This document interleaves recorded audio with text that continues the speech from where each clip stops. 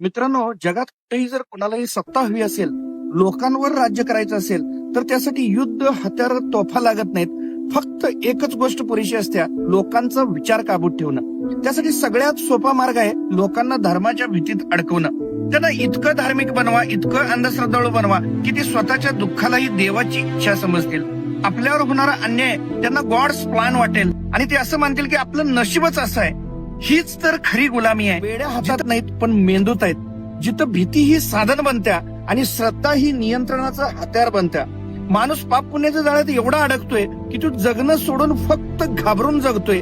आणि जेव्हा एखाद्याच्या भीतीवर तुमचं नियंत्रण येते तेव्हा त्याचं आयुष्य, त्याचा विचार आणि त्याचं स्वातंत्र्य सगळं तुमच्या ताब्यात मिळते. आज हेच व्हायला लागले. धर्माच्या नावाखाली लोकांना विभागलं जातंय, त्यांच्यात द्वेष पेरला जातोय आणि त्या द्वेषातून सत्ता उभी राहते. लोक एकमेकांशी लढतात आणि खरं युद्ध तर त्यांच्या विचारांवर चाललेलं असतोय. खरं तर मित्रांनो, जगाचा नकाशा बघा आणि हे मार्किंग करा की कुठं कुठं धर्म ज्यादा आहे आणि समाजामध्ये धर्माचा बोलबाला सगळीकडे कुठं आहे, धर्म सगळ्यात जास्त कुठं शिकवला जातोय.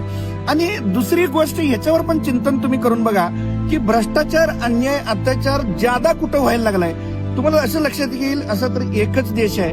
धर्म जर लोकांना प्रामाणिक बनवतोय तर हे असं का आहे, तुम्ही कधी विचार केलाय काय? खरं तर मित्रांनो, जन्मलेल्या बाळाला जात असते का? खरं तर जन्मलेल्या बाळावर कुठलाही शिक्का नसतो. तो हिंदू, मुसलमान, शीख किंवा ख्रिश्चन म्हणून जन्मत नाही. धर्म